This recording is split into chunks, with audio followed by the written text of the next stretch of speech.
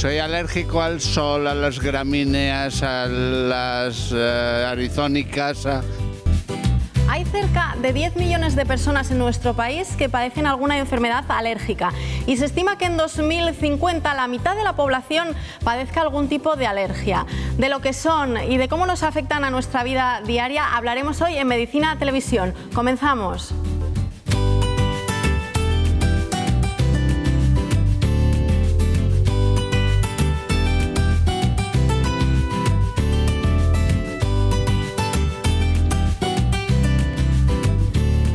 Muy buenas, Óscar.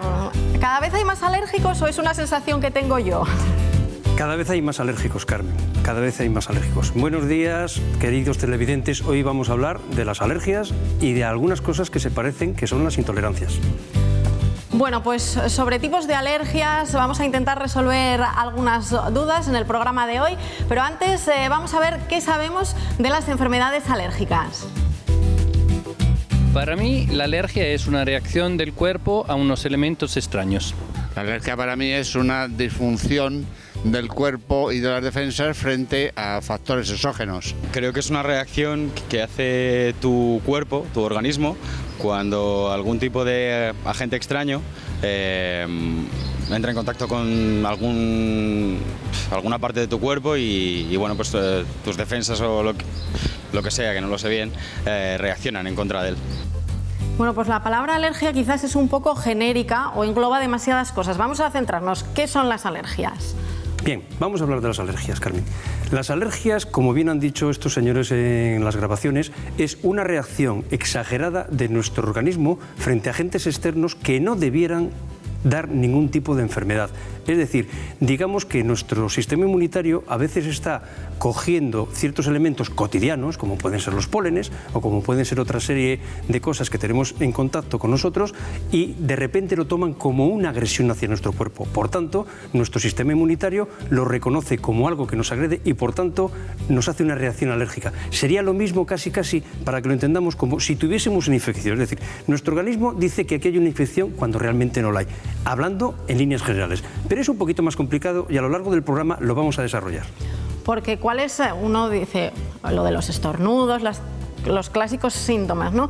Pero habrá muchos más. ¿Cuáles son los síntomas con los que un médico detecta que ahí hay una alergia? Hay muchísimos síntomas, Carmen, muchísimos síntomas. Los síntomas varían desde el picor de ojos, al picor de nariz, a los estornudos, el asma, dermatitis, es decir, inflamaciones de la piel, manchas en la piel, incluso algunos trastornos digestivos muy severos. Es decir, la alergia es una patología muy variada que puede tener múltiples expresiones. Y entonces, cada enfermedad requiere su tratamiento y su diagnóstico. Pero las más fundamentales, digamos que casi siempre nos referimos al árbol respiratorio. Es decir, los ojos, las más frecuentes son las respiratorias. Ojos, nariz, el asma, eso suele ser lo más frecuente, lo que más vemos en la consulta día a día. Hay otras alergias mucho más complicadas y mucho más peligrosas incluso, pero bueno, esas son básicamente las que más solemos ver. ¿Y qué es lo que nos suele dar alergia? Pues, por ejemplo, una de las alergias suele ser al polen. Es decir, el polen es una cosa natural que realmente no debiera hacernos daño. El polen es con lo que las plantas se comunican unas a otras para desarrollar más plantas, ¿no? Digamos que es la forma de que nuestro cuerpo, frente a un medio natural, a una cosa natural como es eso, reacciona como si fuese algo extraño a él. Y como es algo extraño, lo ataca. También está emparentado en cierta medida con el rechazo de los órganos, con el trasplante de órganos. Es decir, un rechazo de un trasplante de órganos es que detecta algo que no tiene que estar. Pero ahí tiene razón nuestro sistema inmune. Detecta algo que no tiene que estar y lo ataca. Por eso hay medicamentos para evitarlo. Pero un polen es un elemento natural que no tiene por qué originarnos ningún problema. ¿Y el polen y alguna otra cosa más suele dar? Sí, por supuesto. Frecuentemente? Está, por ejemplo, los ácaros. Los ácaros son unos bichitos pequeñitos, artrópodos, que son microscópicos, no los vemos a simple vista, que en todas nuestras casas estamos plagados. Y cuanto más humedad tengamos, más plaga tenemos de artrópodos. Pero realmente no tenemos alergia al artrópodo, sino a los excrementos del artrópodo, que es lo que nos acaba originando la alergia realmente. Madre mía, qué descubrimiento. ¿Y lo del polvo, que es tan común? El polvo que es tan común es una mezcla de ácaros, excrementos, hilos por ahí, distintos tipos de fibras y de sedimentos, y bueno, es un pupurri que no veas. También hay alergia a los hongos, esas humedades que a veces tenemos en las casas y que nuestros niños a veces empiezan, ¿y qué le pasa al niño? ¿Qué le pasa al niño? Y de repente movemos un armario y vemos que el niño lo que tiene es una reacción alérgica, bien asmática, o esa tos nocturno, o esa tos nocturna, que resulta que lo que tiene es un moho que está metido por ahí por alguna esquinita. Bueno, pues vamos a ver en qué consisten las pruebas de alergia. Hemos estado con Arturo, lleva 2 meses con picazón de ojos, estornudos, así que vamos a ver el vídeo y luego lo comentamos. Arturo, buenas tardes. Vamos a ir pasando hacia la consulta. Vamos a sentarnos en esa silla, que vamos a realizar una prueba cutánea, que es la primera prueba diagnóstica, para ver qué enfermedad tienes. Bueno, Arturo, antes de nada me gustaría saber si estás tomando algún medicamento que me pueda bloquear las pruebas. Bueno, pues entonces sin más, mira, te voy a colocar una serie de reactivos a nivel de la superficie de los brazos. Esto no duele nada, no tengas miedo, y se trata de ver si en alguno de estos alergenos provocamos alguna reacción cutánea. Vamos a tardar unos 15 minutos en ver el resultado de la piel. Inicialmente te voy a ir colocando los extractos diagnósticos.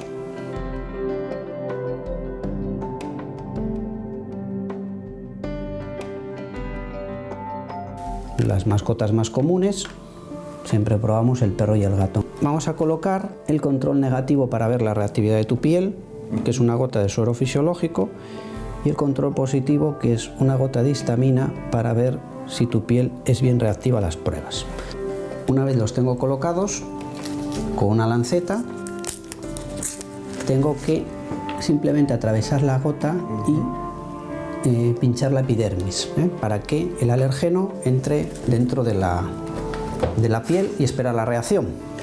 Te voy a limpiar el resto de los extractos, porque esto ya está dentro de la piel. Ahora tenemos que esperar unos minutos. La piel ya, digamos, en ella ya ha penetrado el alergeno, y ahora pues lo que vamos a esperar es a ver la reactividad cutánea, que fíjate lo rápido que estamos observando ya en los primeros momentos una reactividad cutánea, o sea que efectivamente vas a ser alérgico. Bueno, a la vista del resultado de tus pruebas, parece que tienes una rinitis alérgica provocada por sensibilización a pólenes. En el contexto de esa enfermedad has desarrollado también una reacción urticarial que es muy propia de la primavera. Te voy a poner un tratamiento sintomático a base de medicación antihistamínica, algún colirio para los ojos, y vamos a tratarte la piel. Y después, cuando acabe la primavera, te volveré a ver cómo evolucionas para valorar la posibilidad de hacer otros tratamientos de cara al año que viene. Bueno, hemos mencionado una palabra en el vídeo, rinitis. ¿Qué es exactamente? Bueno, la rinitis es la inflamación de la mucosa nasal, es decir, de la parte rojita que tenemos dentro, que aumenta su tamaño y nos tapona la nariz y además nos pica. ¿Cuáles son los síntomas típicos?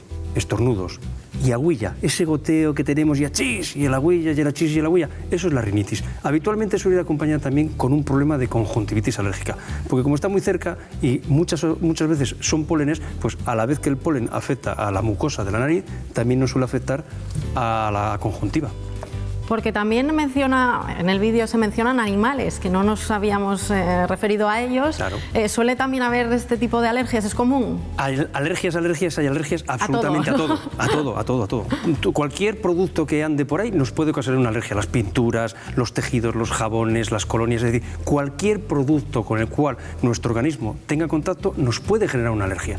Otra cosa es que hablamos de las alergias más comunes, y las alergias más comunes pues son los pólenes, los hongos, los pelos de los animales, los ácaros, esas son las más frecuentes. Pero bueno, hay por ejemplo una alergia que de vez en cuando se da, que vemos que es la alergia al tiomersal.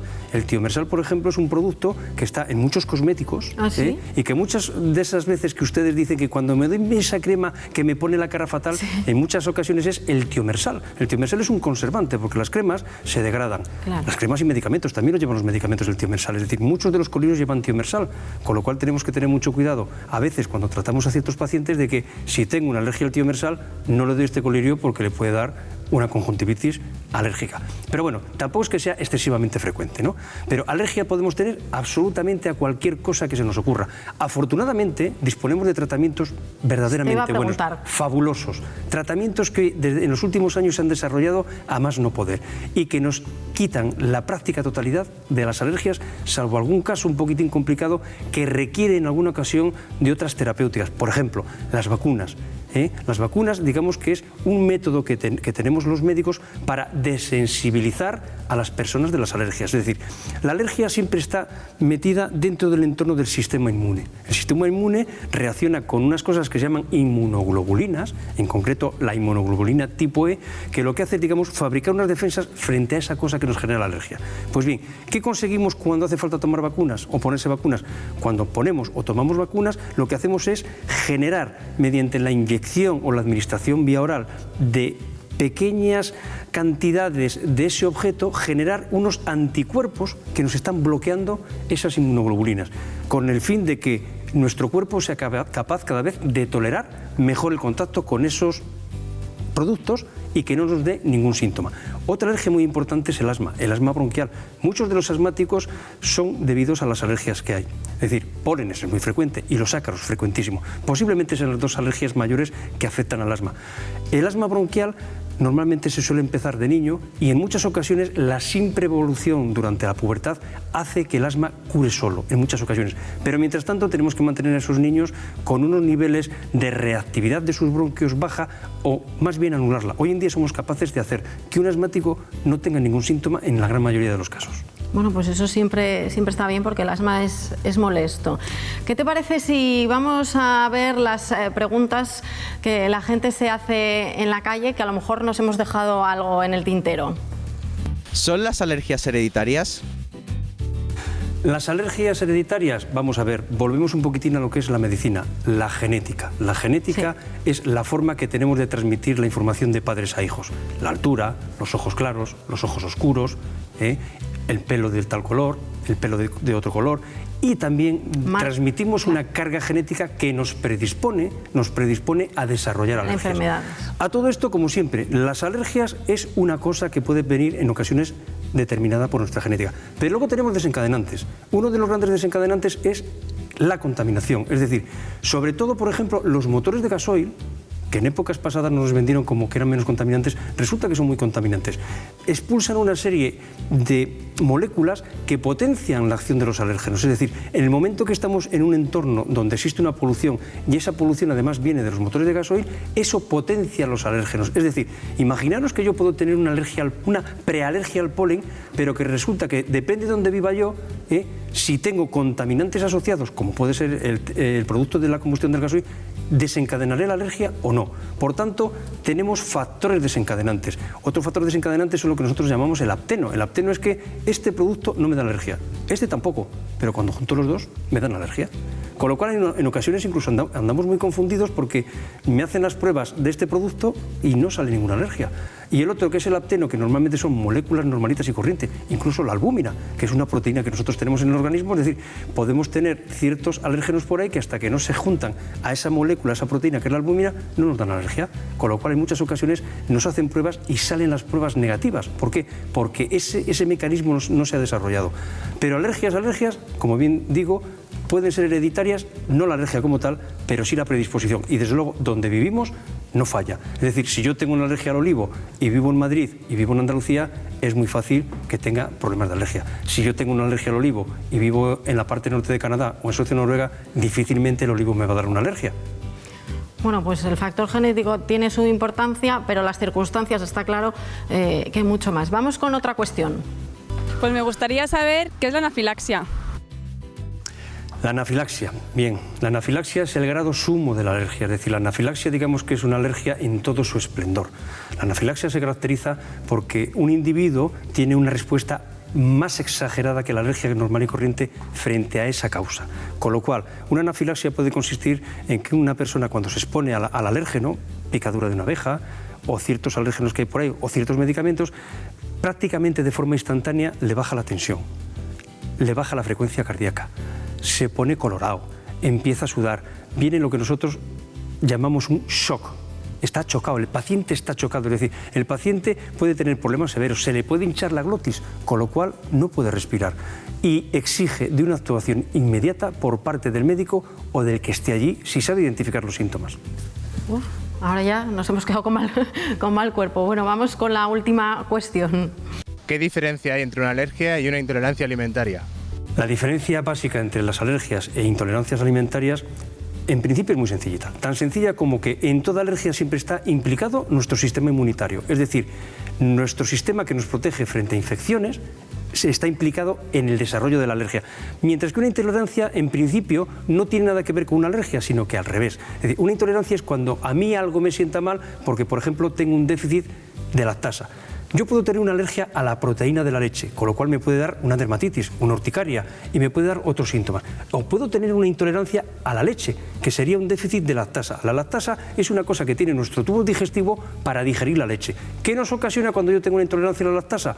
Pues que lo que tengo es básicamente diarrea, mal estómago, hinchazón abdominal, que es muy distinto de una alergia. Bueno, pues si te parece, vamos a recopilar los puntos más importantes relacionados con las alergias, todo esto que hemos ido hablando. ¿Cómo no? Vamos a ver, las alergias es una enfermedad que realmente es tremendamente importante y que, por desgracia, cuanto más contaminación tengamos, mucho más la vamos a padecer todos. Las alergias, en cierta medida, también se han imbricado un poquito con el tema de los motores de gasoil. Cada vez hay más estudios que así lo atestiguan. Las alergias, hoy en día, por suerte, podemos dominarla con una facilidad pasmosa en la grandísima mayoría de los casos y somos capaces de hacer que el paciente no tenga absolutamente ningún síntoma siempre y cuando siga los consejos de su médico. En muchas ocasiones no son necesarias las pruebas de alergia. Simplemente la historia del paciente que te va diciendo que en determinadas épocas o frente a determinados estímulos tiene una reacción de tal o cual tipo es suficiente para que el médico haga un tratamiento sintomático y sin saber exactamente cuál es la causa puede ir perfectamente a hacer sus quehaceres sin que le origine ni el más mínimo problema. Y sobre todo, la primera cosa que hay que hacer cuando uno tiene una alergia es apartarse si se puede. Si se puede. Esto a veces puede resultar doloroso. Si yo tengo una alergia al epitelio de los gatos y tengo un gato en casa, me tengo que plantear que quizás es más importante no tener la alergia que tener el gato y andar tomándome medicamentos como los antihistamínicos, corticoides y otra serie de fármacos que en ocasiones también lógicamente me pueden dar algún pequeño problema. Bueno, una de las cuestiones que nos planteaban eran las diferencias entre alergia e intolerancia. Las intolerancias alimenticias últimamente se ve que en los niños están aumentando y es una preocupación que tienen los padres cuando los niños comen fuera de casa. Hemos hablado con un especialista y esto es lo que nos ha contado. Efectivamente, el crecimiento de alergias infantiles en el tema alimentario es creciente. Debemos de tener especial cuidado a la hora de gestionar esta problemática. Es muy importante que los padres, en el momento que el especialista médico les comunique el tipo de alergia, bien sea a los huevos, a la leche, cualquier tipo de alergia a frutos secos que tenga el niño, debe de comunicarse al centro y el centro debe de comunicarlo a la empresa gestora. La empresa gestora debe de tomar medidas rigurosas para evitar cualquier fallo que provoque una alergia en el niño. Por ello, nosotros proponemos identificar al niño siempre y sentarlo en un mismo sitio. Nos ayudará a colocar una fotografía pegada en la mesa donde el niño come para que así sepamos, indicando también en la fotografía, el tipo de alergias a las cuales o cuál alergia tiene el niño.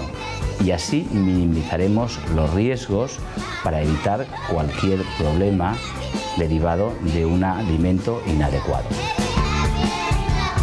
Bueno, pues el vídeo hace referencia a esas intolerancias, a esas alergias, pero estoy pensando en un bebé, por ejemplo. Es difícil, ¿no?, detectar en un bebé esas alergias que puede tener. ¿Qué va? Yo creo que en un bebé es todavía ¿Es más fácil? Yo creo que es más pues fácil. Mira, ahí me por la sencilla razón de que un bebé, en el momento que nace, para empezar, toma leche, con lo cual pocos pocas cosas le pueden causar alergia, ¿no? Si tiene un problema con la lactancia, sobre todo artificial, porque la materna excepcionalmente da problemas, pues lógicamente un niño que está tomando leche, pues poco hay que buscar, como norma general. Otra cosa es que luego podemos encontrar bien el remedio, y otra cosa es cuando el niño va metiendo. Por eso, si se dan cuenta los pediatras, cuando vamos alimentando a los niños y les vamos metiendo comidas nuevas, siempre dicen que todos los alimentos a la vez no, de poco en poco. Ahora metemos una cosa, luego metemos otra cosa y luego metemos otra cosa, y ellos siempre lo hacen con mucha vista, porque es la forma de saber de que, hombre, ¿qué pasó? Que el niño empezó a tomar huevo y empezó a tener problemas. Ya tenemos la causa de la alergia. O sea, que es mucho más fácil, ¿ves? No había caído yo en eso. Entonces pueden estar los padres tranquilos, ¿no?, con estos sistemas que nos ha contado, que el niño que tiene una alergia está perfectamente identificado. Yo creo que no hay ninguna duda, Carmen. Los padres pueden estar tranquilos porque los niños siempre se sabe qué es lo que comen y se sabe cuáles son los tipos de alergias que pueden tener. Por desgracia, en ocasiones hemos tenido algún evento que no ha sido nada bueno y hemos tenido problemas con algún niño. No es lo habitual ni mucho menos. Alergias en los niños hay muchísimas y como digo yo, hace muchos años se nos moría la mitad de los niños y no salíamos en los periódicos. Y hoy en día, cuando se nos muere un niño, salimos en los periódicos. ¿Por qué? Porque afortunadamente, dentro de lo que es la desgracia, es un hecho excepcional que un niño tenga un problema. Es excepcional. Y por suerte, hoy en día, los niños están identificados y además hay tratamientos muy buenos, tanto desensibilizantes como, sobre todo, y lo fundamental, tenemos que ser capaces de apartar al niño de esos alimentos. Y la identificación es primordial. Bueno, pues una de las alergias que más se oye, se escucha, es la de tomar leche, que es distinto a la intolerancia a la lactosa. Bueno, aquí hay cosas que se pueden aclarar. Entonces, algunos padres quizá les entren las dudas de no, el niño no tiene que tomar leche. Hemos hablado con un nutricionista, ¿vale? Lo vamos a ver y luego también lo comentamos este asunto.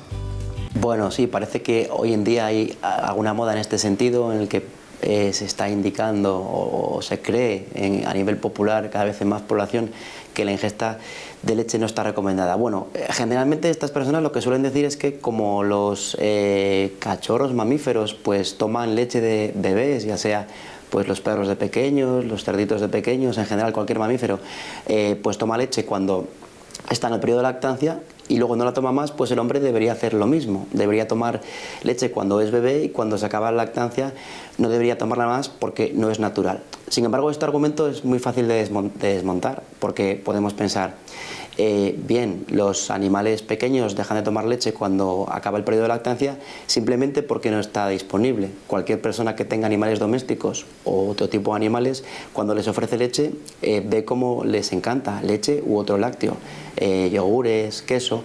Con el hombre, igual. Si decimos que tomar lácteos no es natural, podríamos decir que no es natural comer paella o carne asada, porque ¿qué animal toma carne asada o qué animal toma paella? Simplemente no tienen lácteos a su disposición esos animales y por eso no la toman. El hombre sí puede hacerla porque puede hacer leche, puede tener vacas y producir leche, puede conseguir pues hacer quesos, puede elaborar yogures y por lo tanto sí tiene a su disposición esos lácteos. Precisamente por eso sí debemos tomar lácteos. De hecho, más del 50% del calcio que ingiere la población española desde el punto de vista dietético, pues procede de los lácteos.